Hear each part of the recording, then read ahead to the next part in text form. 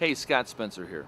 I've been a motivational speaker for 30 years. I'm a senior pastor as well right now, and just want to have you come along with me and check out what I do in the schools and with the after-school activity. See what you think.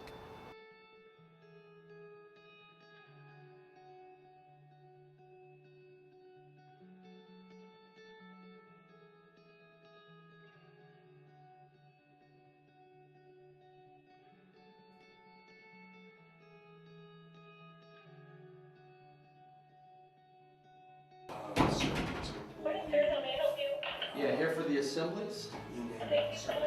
Thank you. Back in '83, I became a youth pastor, and in '87, one of the students in my youth group asked me to come in and speak in her class because it was career week, and that means anybody from the community can come in and talk. And so I said, awesome. So I came in, and in the health class, I did a topic that I do today still, which is called dating with standards. And so it went really well, and they kept asking me back every year, and other schools started wanting me to be doing their class too. And so it just started the whole speaking in schools. Was that something you wanted? Oh yeah, it was awesome. When you have a passion for teenagers, it was like, it was just so cool that I get to connect with them during the day at school, and not only in the class time, but also afterwards. Students come up and start talking to you. So I love it. I loved it, and I love it. So you started in classrooms. How did you get into school assemblies? Well, the classrooms took a lot of time, and so I started looking at school assemblies as a possibility of the whole school coming down and getting to talk to them. And so I had a principal that actually said, you do great in this, and he actually gave me the talk, which was called Respect. And so I started doing, back in the 90s, called a Respect Assembly, and that started going over really well, and here I am today.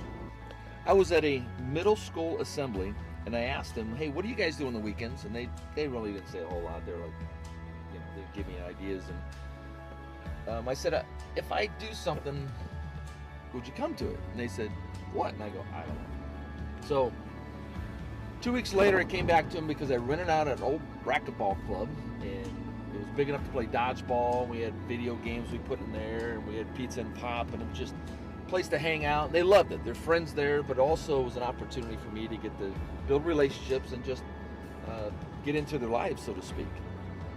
And so I asked them, what should we call this youth center, or whatever, what should we call this thing?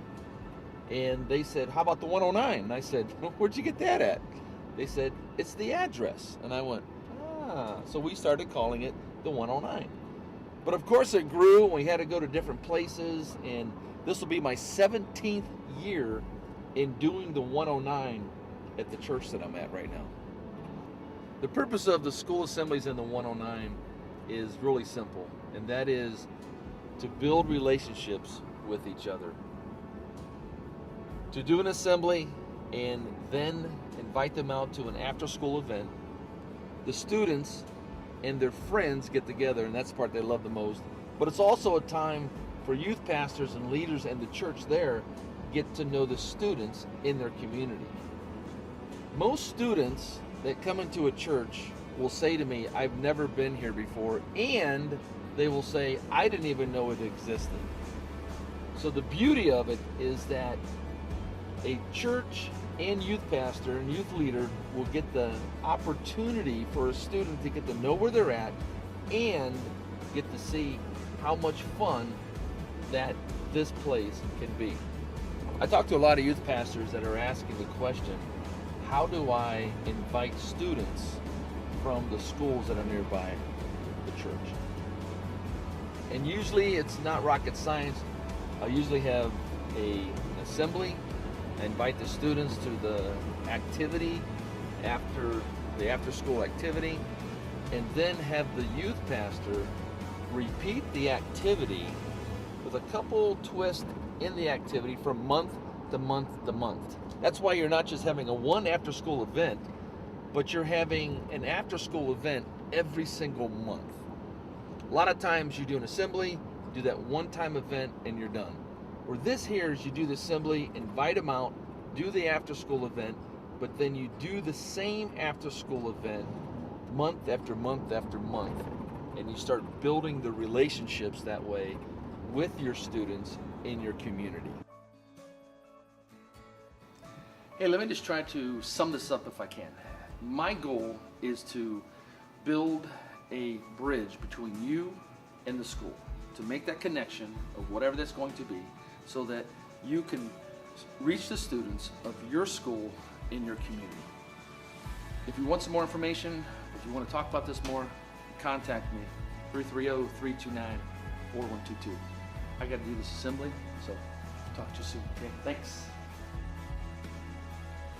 You have the ability to make the right choice, and you do it, and we know this is not rocket science, and you have the ability to make the wrong choice. But let me just tell you this. When you see something that is not right, do me a big favor, do yourself a huge favor, and that is this. Do not, you tell to you, but do this. Do not follow the crowd just so you can fit in. Do the right thing because you know it's the right thing. Because I guarantee you this, every person that does not do the right thing, they keep doing it over and over and over. And it turns into a lifestyle of doing the wrong things. Do the right thing. You will make yourself the person that you know you're supposed to be, and you will gain favor from many others that need maybe your help.